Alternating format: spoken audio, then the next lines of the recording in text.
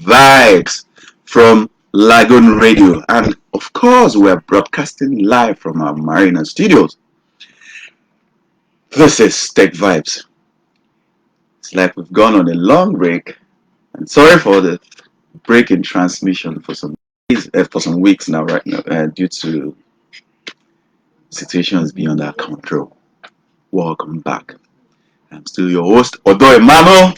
And today we're going to be looking at a very beautiful topic. But before I go into the topic of the day, don't hesitate to follow us on all our social media platforms. From Facebook, which is at Lagoon Radio Nigeria, and on Twitter and Instagram, it's Lagoon Radio NG. And of course, to get live feeds, you can follow us on our YouTube channel, which is Lagoon.tv. And for optimal, up-to-date information, please visit our website, which is lagoon.ng. Lagoon, sorry for that mistake, Lagoon.news. So today we're going to be looking at types of cyber security threats. The advent of the internet has given room space for data. Give birth to data. So what is data actually? Data is just information, stored in a particular maybe device, maybe the cloud, maybe on our local phones, local storage, and different mediums to store data. Your flash drives, your systems like for your desktops, your hardware, of course, like maybe cloud servers, your on-premise devices, and your servers, of course, different mediums at which people store information. So, what happens to this information? Of course, data is prime now. Data is the new oil, because, of course, every platform now is so data crazy. Of course, we have data analytics. People use data to, either improve their businesses. People use data to, extend so many things, being able to forecast growth in your business. For instance, let me give you a clear scenario of people who are crazy about data. The social media platforms, the likes of your Facebook, your Instagram, your Twitter. That's a good place to start with. To start from. So all the social media platforms, of course, they need video content, to be able to engage their viewers, to begin to engage their active users. So imagine Facebook without video, Facebook without messaging, Twitter without video, Twitter without messaging. You can't communicate. So it doesn't make any sense if those platforms can't even have data. So what happens to the data on the platform that is stored on their cloud servers or their premise servers? So it means they can actually, do a lot of things with those information that is stored on their data on their platform. So for instance, YouTube, it's data driven. All the videos on their platforms, so people do a lot of things on YouTube. People do skits, people do video tutorials, people learn a lot of things from on YouTube. So imagine YouTube with clusters of the data is massive, is in billions of gigabytes, so trillions, like they say. So these information are massive, they are big, and because people understand the power of the information or the data that has been collected, there's a lot of threats towards those information. For instance, now imagine if an hacker hacks into a bank's database. You know what it means. Number one is that people's valuables, their monies, their information is going to be stolen. Imagine if they hack into like an hospital's database. It means that all the records of patients will be missing or will be breached, and they will be used for malicious things. So imagine if they have like a high profile patient in the hospital. So it means they get the information and they can use it against the person, maybe your political opponent. So data is very, very important in this age and time. And aside from the other bad parts, let me even talk about the beautiful part of data. Of course, data, companies like YouTube can't do without data because, of course, that is what they are selling. They show people different skits, they show people different tutorials, they show people different content. that people consume on a daily basis. And the total watch hour for YouTube is crazy. If I tell you, you'd marvel for you to understand how much people spend time viewing videos on YouTube alone, not even talk of other social media platforms like Facebook and Twitter and Instagram especially. Then having your messaging platform like Twitter, aside from the okay, I saw a report last week from the US consulate also. They said Nigeria has lost for the past 2 months, we've lost over $150 billion in just 2 months. That's crazy. That's crazy, you know? So it's a platform for people to just communicate, send info, share information, maybe even teach, do a lot of things. So you see that there's power in data because businesses these days, really rely on it a lot. Most companies these days, in fact, have to employ data analytics or even consult that part to, professionals in that area. That's fair. So they teach people on how to use analytics to be able to drive sales in their business, to be able to cut down costs, to be able to, in terms of HR, to be able to even recruit the right person, the right price in terms of salary scale for their next employee. So data it's the next oil. Everybody knows that. Every business is driven, most modern day business now is driven with data. From in fact, every economy is driven by data. Data from like for instance in Nigeria, every sector. If you go to the Nigerian Bureau of Statistics website, you will find out data of everything from our the food that we consume to the number of um, PMS that we consume. That's what we call petrol. The not to to the number of exported crude oil to what we import. So these things are just normal. We need those information to be able to project, to be able to plan ahead. Every economy plans with the information, the data that's been collated. If you go to CBN, same thing. The banking sector, the same thing. The information. Go to your meteorological department, the same thing. They need data to be able to forecast the weather. So all these data, of course, if they are not valuable, people won't be looking for them. So what our focus today is cyber security and the threats, how these things affect us. Because if there's no data, if data is not valuable, then there will be no need to be, there will be no need for the cyber threats. So let me give you top facts about cyber threats and figures and statistics globally so that we'll have a clear picture of what is happening and how important this is to us, even as individuals and collectively as a country, maybe as a society, as people together. Do you know that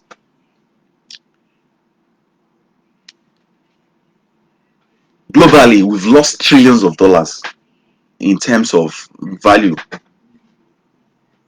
Statistics shows that global average cost of data breach in USD is 3.92 million dollars.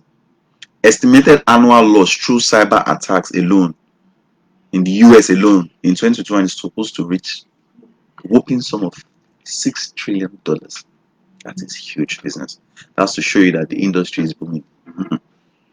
Hackers are smiling to the bank on a daily basis because they know that once they get access. So aside from even maybe on a low scale, even countries to countries, they do hack themselves. Today we hear that Russian hackers are hacking into American government portfolios or their data servers to get, what are they looking for?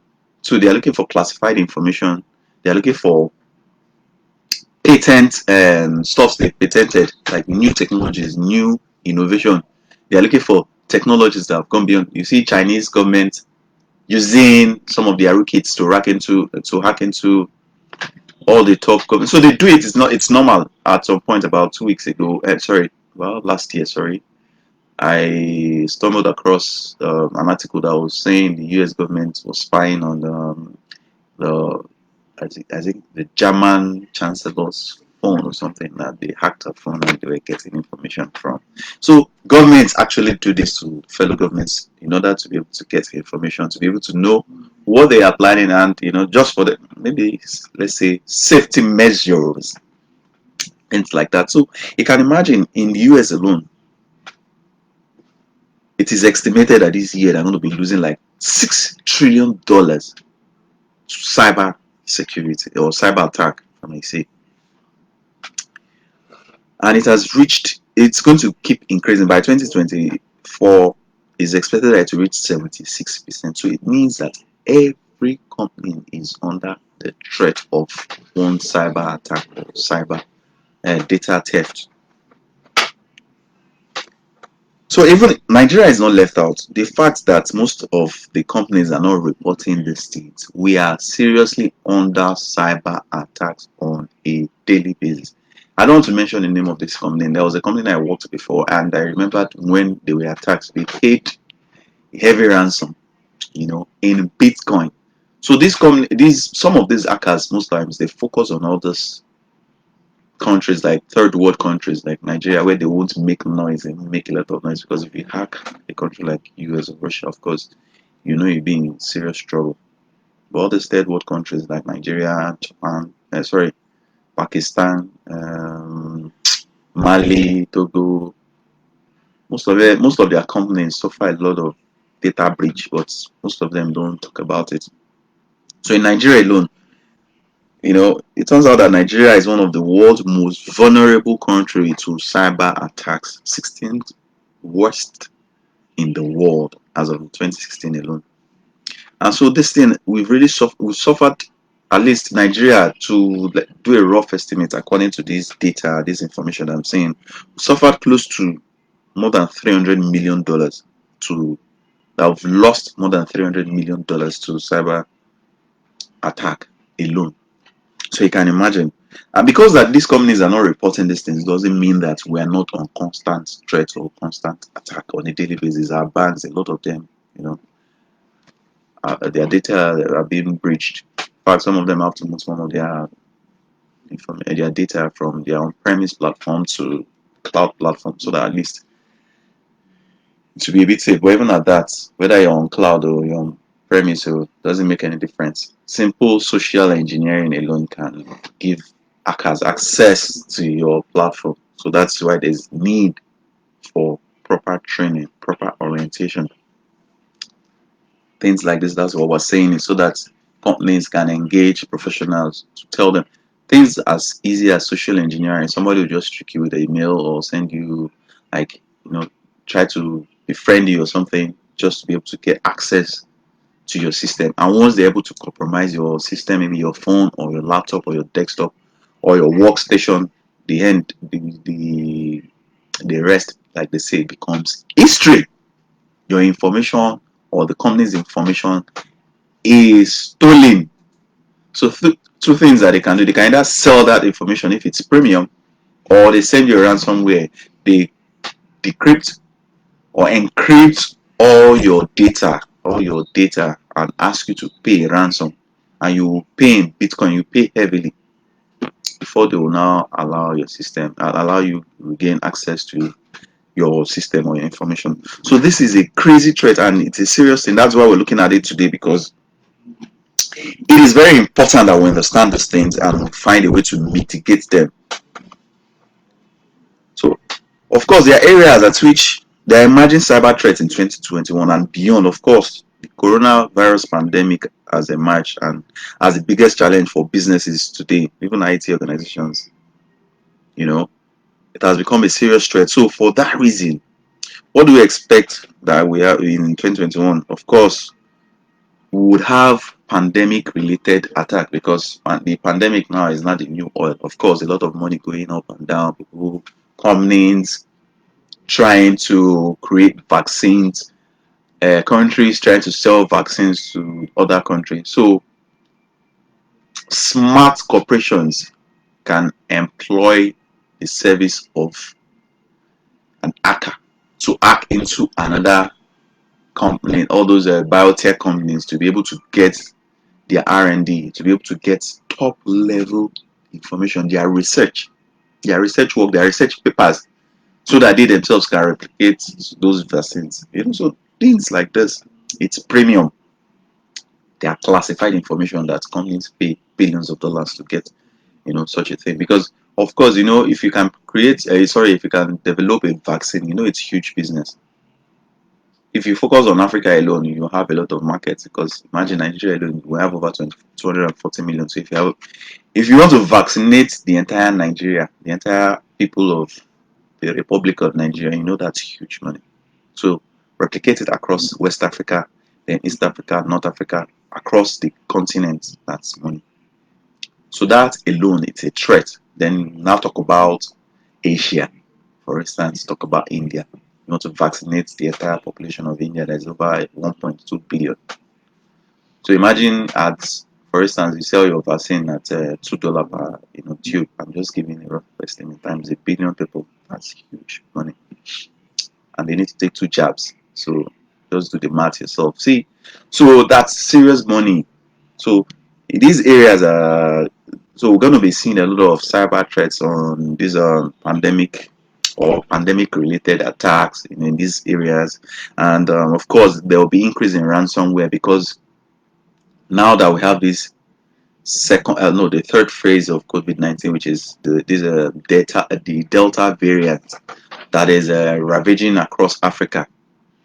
Of course, a lot of companies now start enforcing work from home strategy to be able to reduce the rate of spread of the virus, which means a lot of people will be working from home and they'll be using public Wi-Fi, which means data can be breached. Of course, if you're working from your company, you have measures like cybersecurity measures, like you have very strong firewalls that will prevent a lot of hackers, making it less easy for them to just penetrate your company's servers.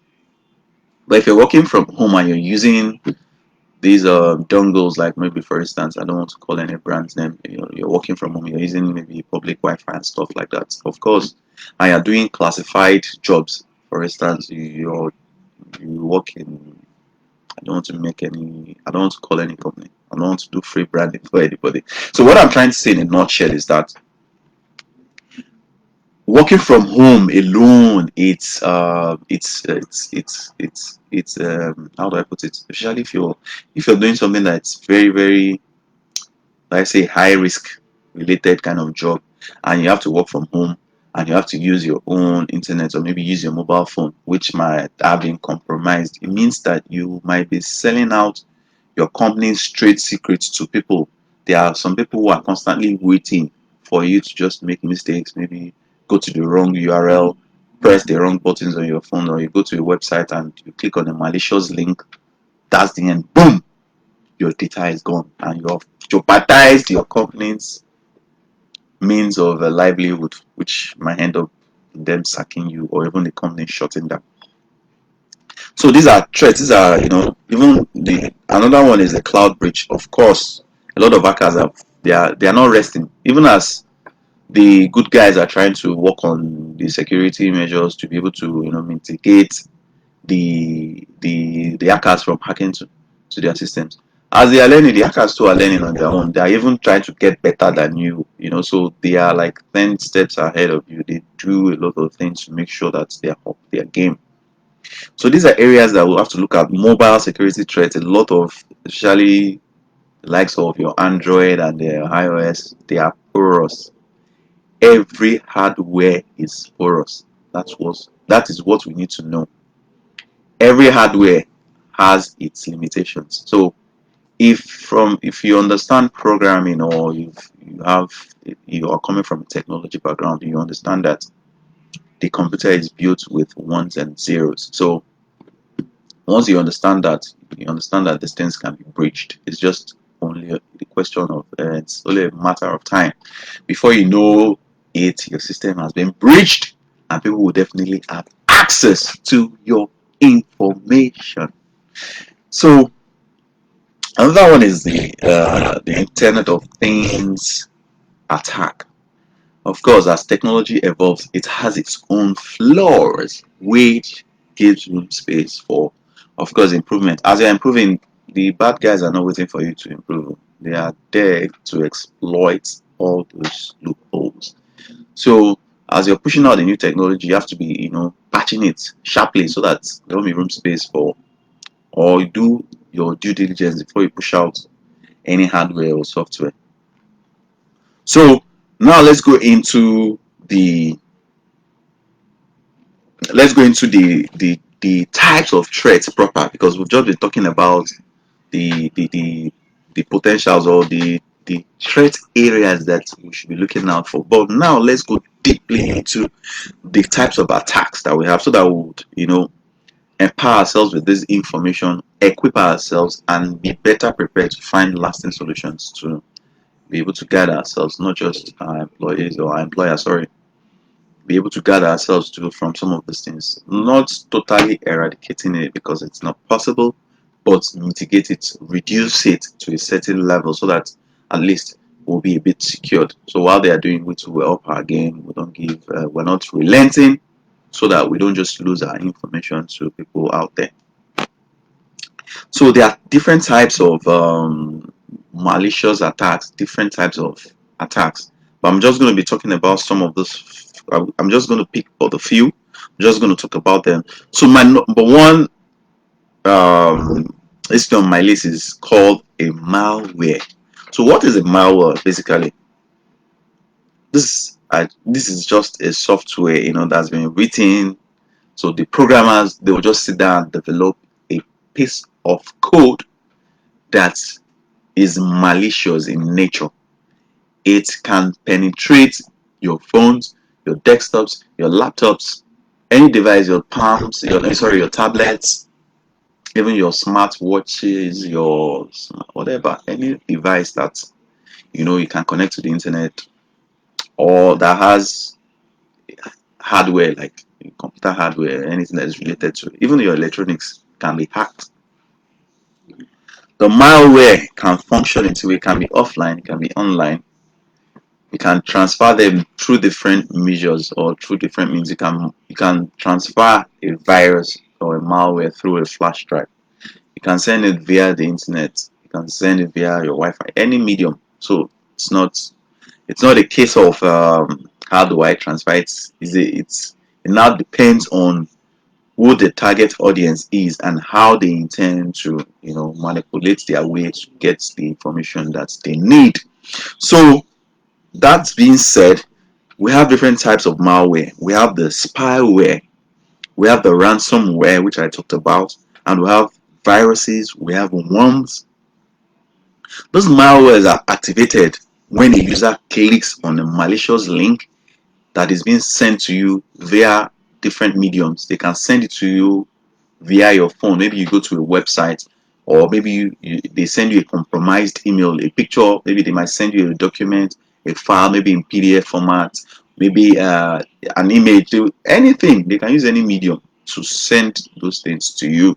And once you mistakenly click on the link that has been sent to you, or maybe the image that has been sent to you, or maybe you click on the file that's been sent to you, once you do that, you've triggered the software.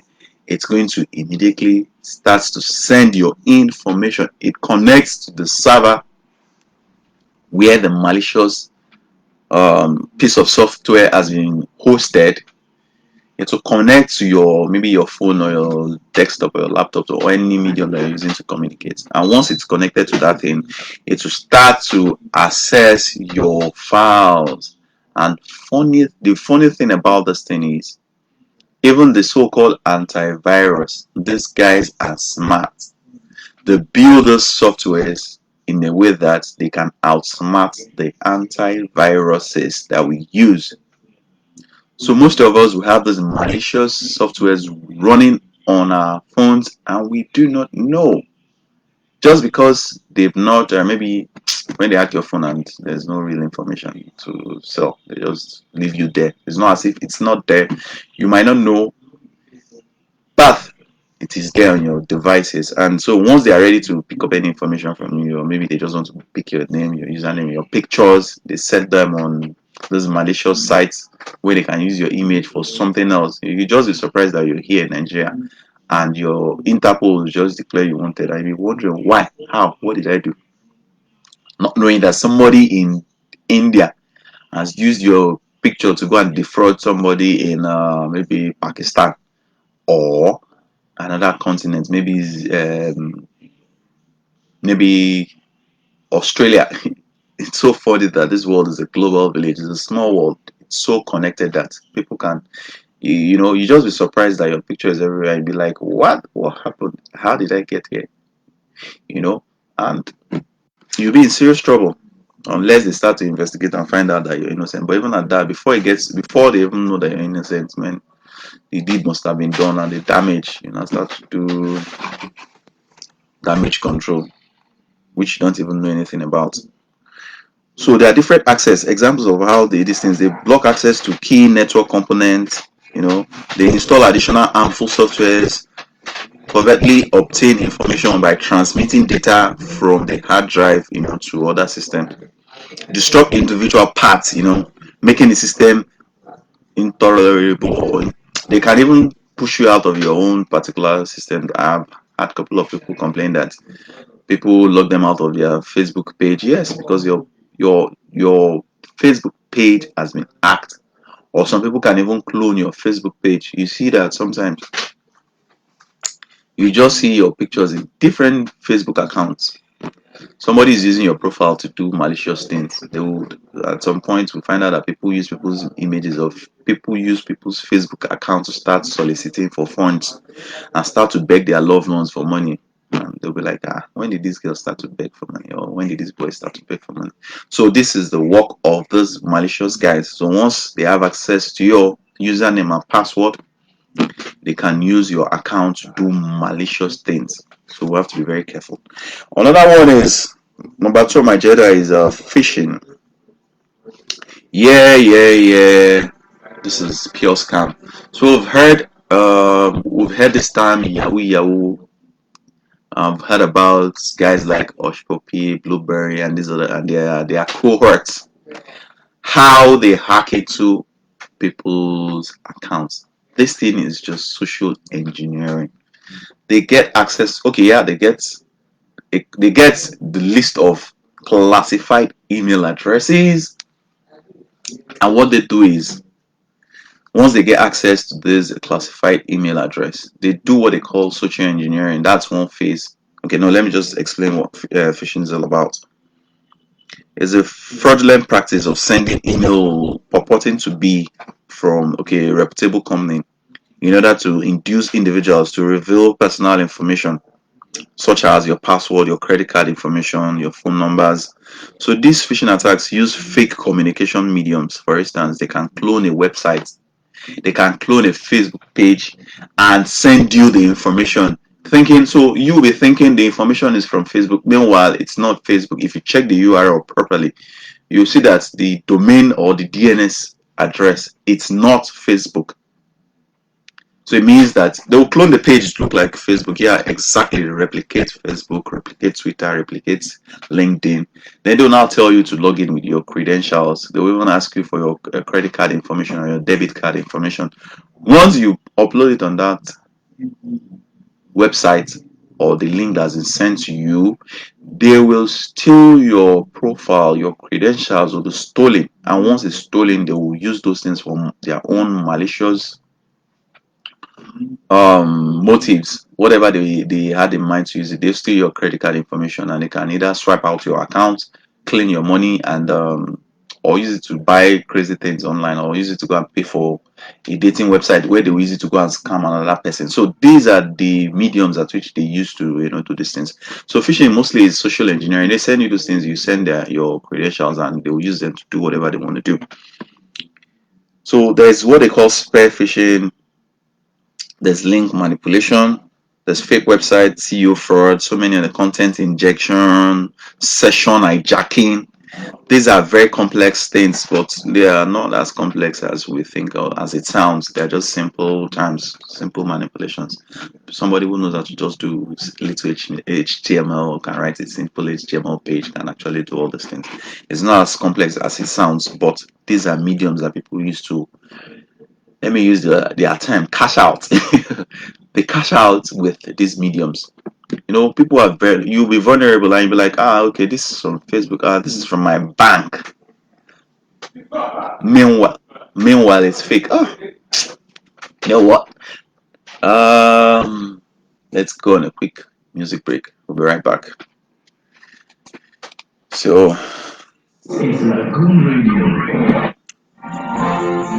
people actually do these things to cash out, if I may use that word. Once they cash out, they take your money and they pretend as if nothing has happened. But at the end of the day, you'll be the one to lose. It's so unfortunate that, you know, these mediums are what people use to, get people into trouble. And the most annoying part is that they can even use your information to go and open a dating site, for instance, and those dating sites might even be thinking it's your real information, not knowing that it's another person's profile. They'll use your name, your pictures. Once they get access to your what's it called, your social media accounts, they'll just clone your information, change your password instantly. And once your password has been changed, they will use your information to go and open another site or start to defraud other people. So this is why we need to be very careful when using those medium. So I have to be very, very careful, because once your information has been breached, they can get you into serious trouble. So that's why anytime your information has been, once you find out that all your social media accounts has been breached, please report to the appropriate authorities, so that you don't get into trouble. Once you, aside from the fact that they are going to swindle your money and they're going to put you into serious trouble, once you have reported it, the authorities will be aware of what has happened, and then they can take the right steps to be able to help you, save you from not getting into serious trouble. Yeah. So yeah, that's it.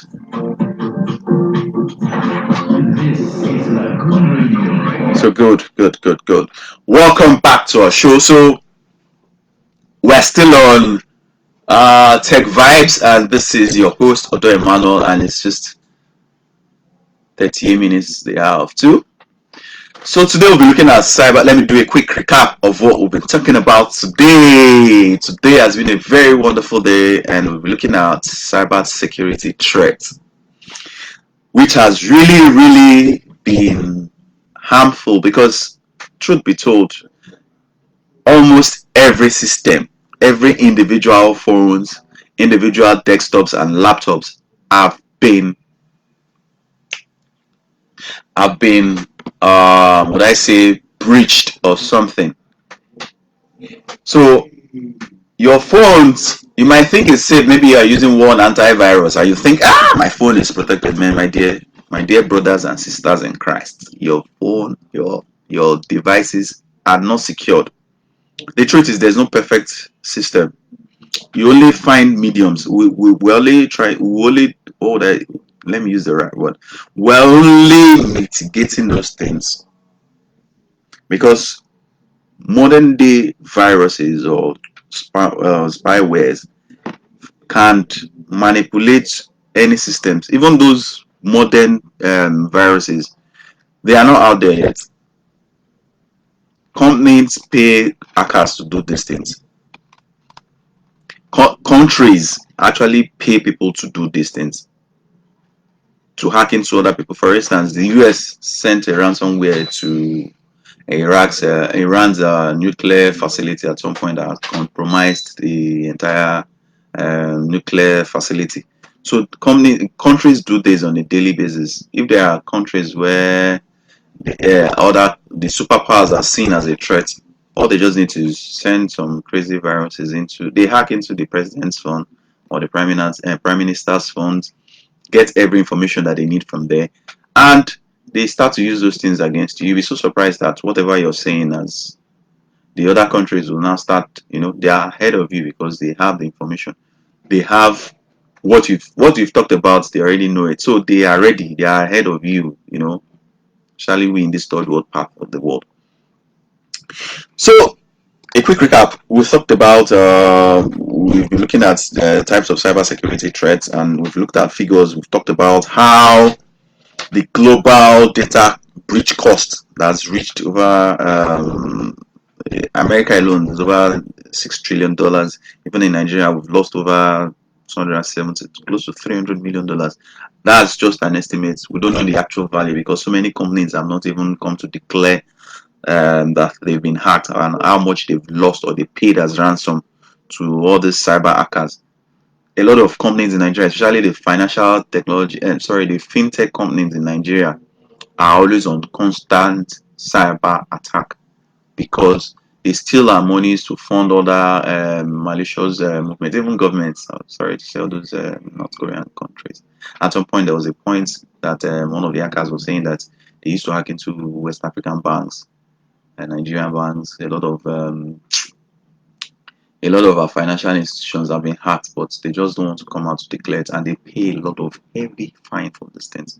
They pay a lot of money to these hackers, even in Bitcoin. I know what it means. So, of course, we looked at the pandemic, how it's going to disrupt, how it's going to enable all these guys, because a lot of companies who produce these so-called vaccines need to sell. Sometimes they need those trade secrets, and imagine all those Pfizer. I'm not saying they do, because just a disclaimer, just saying my own. But from the information gathered, you find out that there are tendencies that these things will definitely happen because anywhere there's money, of course, we're expecting the hackers are going to go there because they need to make money from those, mediums. Then we looked at mediums at which these guys do these things. Um, so they are mediums. So this well, now we are looking at the malwares, the attacking mediums at which they use. Firstly, I talked about the malware, and now we're looking at the phishing, how these guys actually do these things. So there are different mediums. We've heard of this so-called hush puppy guy that's been living a lavish life in or at Dubai.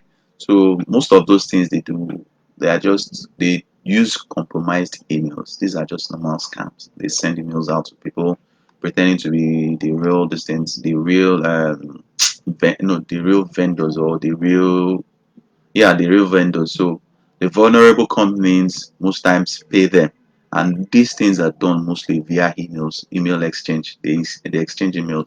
So once the original vendor emails have been compromised, these hackers take over them, pretend to be the vendors.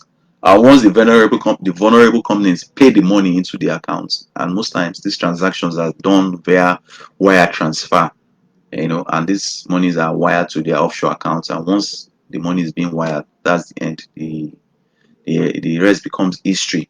The money is gone. So this is how these fraudulent guys get so rich quickly. And I don't encourage anyone to go into those mediums because once you're caught, at the end of the day, yeah, you might enjoy it initially, but once you're caught, you are going to go in for it because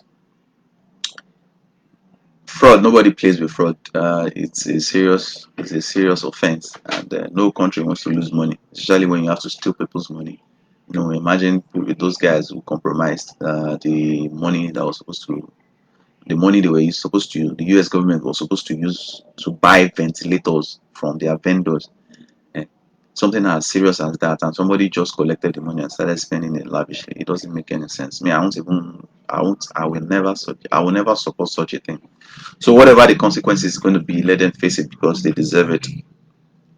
Yeah. So there's the fourth one on my list is denial of service. What we're talking about are mediums at which people, these hackers actually, get this information from people. There's denial of service attack, and denial of service attack is a type of cyber attack that floods a computer of networks. So it can't even respond to requests. They will so flood you with multiple doors, but this doesn't really work again. There's now distributed denial of service attack, which is the advanced way. So once they flood your systems with this ping, they ping your system. That's what they call ping of the dose. They'll start to send, like imagine sending you like 50 million pings. So your system will not be able to respond now. So it's just pack up. So there are other several techniques may be used. Of course, there's what they call handshake. There's so many things. And there's what is called a botnet. It's a type of DDoS attack, which is just your distributed denial of service attack, which this kind of botnet, what it does is it infects or infect. No, it's infesting now. It will infest a lot of systems. Like 5 million, 10 million, 50 million systems. So those systems will start to act as robots.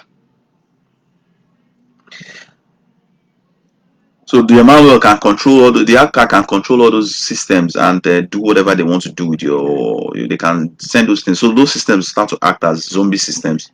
And once they hit your server or your this thing, man, of course your system will give up. Because by the time they hit you, like 100 million pings, your system will get tired now. Your internet at some point will get tired and weary. Your system, everything, your hardware self can even pack up or get burnt or whatever. And once they're able to, get that break, they will breach in your system and, of course, get the information that they need. So this is another medium at which they get the information. So there's another one called man in the middle attack. This attack occurs when the hacker inserts themselves into a two-party transaction after interrupting the traffic. And they can now filter and steal data. So it's a man in the middle attack. Like for instance, if you're sending a message to your friend via your phone, they can hack into that in between your conversation. They can come in and get the information they need from you. So it's very crazy. It's not rocket science anymore. The information is out there. Even if you go to YouTube, you can learn how to hack. But I want to encourage you to do that. You can hack. So there are different types of hackers. You have the white hacker, you have the gray hacker, and you have the black hacker. So whichever one you want to do, the white hacker, it's normally those ones do penetration testing. They are experts. They are professionals that come into space to secure their services, their platforms, both cloud and on premise. So they are there to secure your systems or your platform, so that at least you'll be a bit porous. So another one is the SQL injection. Well, these ones are not too active, but they still do them. So it's called structured query language injection. It's a type of cyber attack that results from inserting malicious code into your server that uses SQL. So this one is more focused on your database. So it's more of like a tech, like it's for mostly people who have websites. For instance, the likes of Amazon, Jumia, Konga, the likes companies who have traffics on their websites. So these hackers constantly try to hack into your database so that they can get customer credentials. They can get information of customers, basically their credit card information, their password, usernames, and whatever, so that they can actually log into those things and either do a purchase or use still their credentials for whatever they want to do, their own medium or whatever they intend to do with it. So there's what they call password attack again. So, but this one is mostly targeted to single users, whereby the cyber attacker has access to lots of information on social engineering. Mostly, this is more of a social engineering thing, where the hacker will find a way to maybe talk to you on your phone, try to chat you up, or try to send basic things to you. So once you now communicate with the person just logs into your phone. For instance, there are some times here in Nigeria, basically, where people just call you and tell you that, okay, I'm from so place, that that they're going to send you a code now, that we're about to send you some money, but we need you to maybe we need you to reset maybe your password, that a code will be sent to you, that you should just call the codes for them, and when you call it, they will credit your account. And a lot of people are gullible to these things. A lot of people fall prey for this simple, it's called social engineering. They'll just call you and tell you, you just won a lottery, and that they will need that you've won $1 million, and you're so excited. Oh, really? I've won $1 million. Oh, thank you. Then instead of you to calm down and listen to what they are saying, you will be so gullible because they've offered you something very precious and something very enticing. And so in the process, when you are still talking about it, okay, do not tell you, okay, give us so information, give us your password. And once you mistakenly give them that information, or they send you a short, so most companies, what they do, or most platforms, they do what they call two-factor authentication, whereby not just your password alone, they send you a code, a short code that you need to put in, so that either you change your password or you reset. And once you stupidly go and give them that information, that's the end of your credentials, either your mobile account, your bank account details. Some people will tell you that yes, yeah, you have a mobile banking account now. No, because these guys are very, very smart and they invest in their times to learn new skills of defrauding people. So once they get access to new technology that can actually, you know, you know, wipe out the money in your account, they will just tell you send this code. Once you mistakenly send it to them, you're in trouble. They will change your password, have access to your ATM accounts, and they will wipe out your money.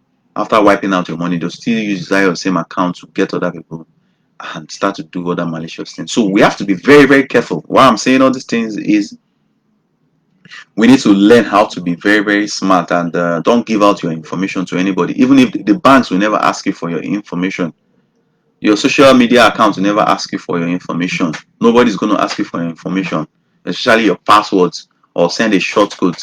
Don't give your information to anybody if they need it. Those even those social media platforms don't have access to. They don't know your passwords. So that's why they will not ask you for it. They don't know your password, even though it's stored on their database. It is hashed. There's what there's a word called hashing in programming or in computer science. It turns everything into hash codes. So the platforms don't even know your passwords. So they won't ask you for your passwords. All they can tell you is to reset your password and send you a mail, which is confidential. It's just to you alone. So my dear friends, be careful out there. Don't fall prey to these guys. So there's 0 day attack too. 0 day attack occurs when software or hardware vulnerability is announced. So these cyber criminals, this one is mostly for softwares that we use. For instance, we have Microsoft Word and all those kind of softwares. I don't want to call names for them, those vendors, because they are not paying us for that. So any software that you use, tools that you use mostly, so they all have what we call vulnerability. Every software is vulnerable. So that's why those companies, once they themselves pay hackers to hack those softwares, once they release a new version, they pay hackers to hack them. If it is porous, then they will quickly patch it. Then that's why you see that softwares they have different versions. Today you hear 1.2, tomorrow there will be a major upgrade. You see 1.2, 1.12, 1.12, 1. So from then before they now go, when you see a major upgrade like 2.0, that means that's a major upgrade. And why they are doing all these things is because they know that those devices are porous. So once you upgrade, like you have your Windows SP, you have your Windows Vista, you have your Windows 7. From Windows 7, I think Windows 8 before they had Windows 10. Now they are going to Windows 11. The reason why they are taking their time to progress, this progression is going on, is because those operating systems are porous.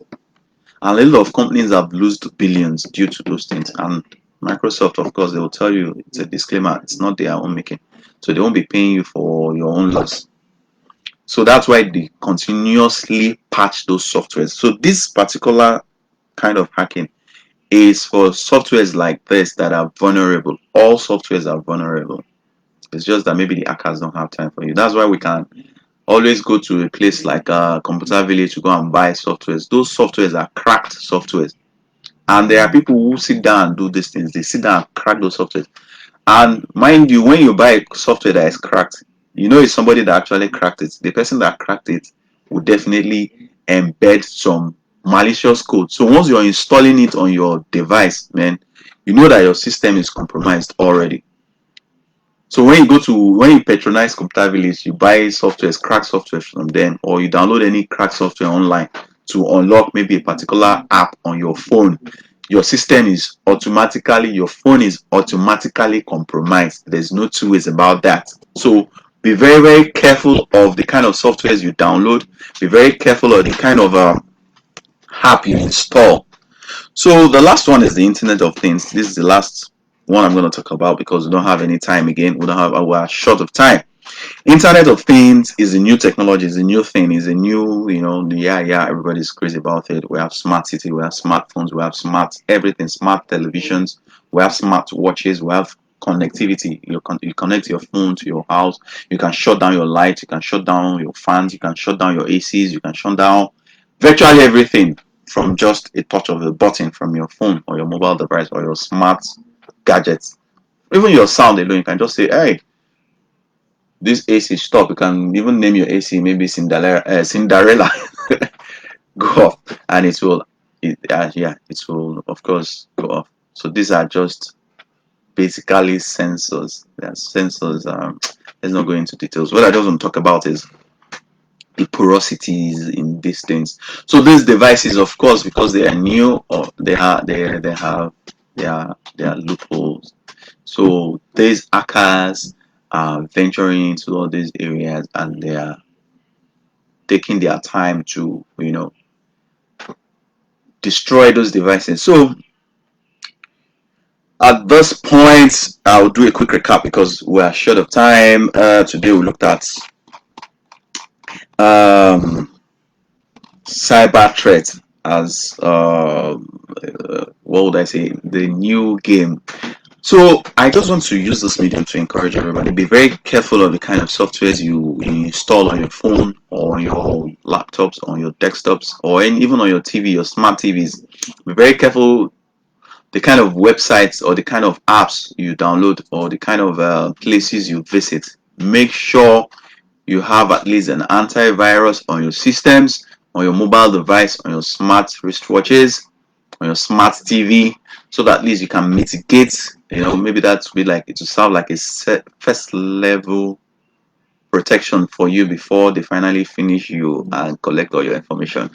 So at this point, I say a very big thank you to everybody that's listening to me. And next week we'll be bringing in a guest, and we believe that technology is the future. It has come to stay, and we need to embrace it with wisdom. On this note, sorry, I want to say thank you very much, and make sure you visit all our social media platforms. Facebook page, which is Lagoon Radio Nigeria, our Twitter and Instagram handle Lagoon Radio NGE, our YouTube channel, which is Lagoon.tv, and of course, up to date information on Lagoon.news. I still remain your host, Odo Emmanuel, and at this point, I'm signing out. Peace of the Lord be with you all. Shalom. You are listening to Lagoon Radio.